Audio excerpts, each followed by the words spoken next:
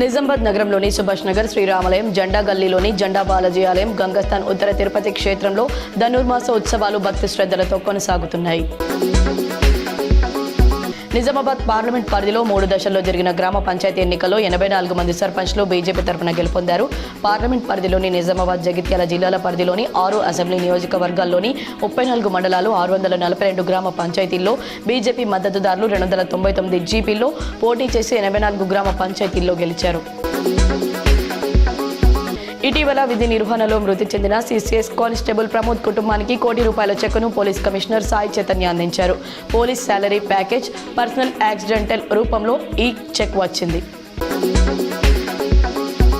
Drunk and డ్రైవ్లో పట్టుబడిన 5గురికి వారం రోజుల జైలు శిక్ష విధిస్తూ నిజామాబాద్ స్పెషల్ జ్యుడిషియల్ మ్యాజిస్ట్రేట్ గురువారం తీర్పు వెల్లడించారని నిజామాబాద్ ట్రాఫిక్ సిఐ ప్రసాద్ తెలిపారు.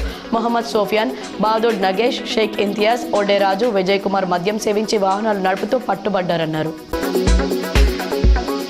అందరి సహకారంతో జిల్లాలో గ్రామ పంచాయతీ ఎన్నికలను ప్రశాంతంగా నిర్వహించామని నిజామాబాద్ జిల్లా కలెక్టర్ టి వినయ్ కృష్ణారెడ్డి అన్నారు. అధికారులు, సిబ్బంది అందరూ పరస్పర సమన్వయంతో కృషి చేసిన ఫలితంగా ఎలాంటి తప్పిదాలకు తావు లేకుండా పంచాయతీ ఎన్నికలను సజావుగా నిర్వహించుకోగలిగామని అన్నారు.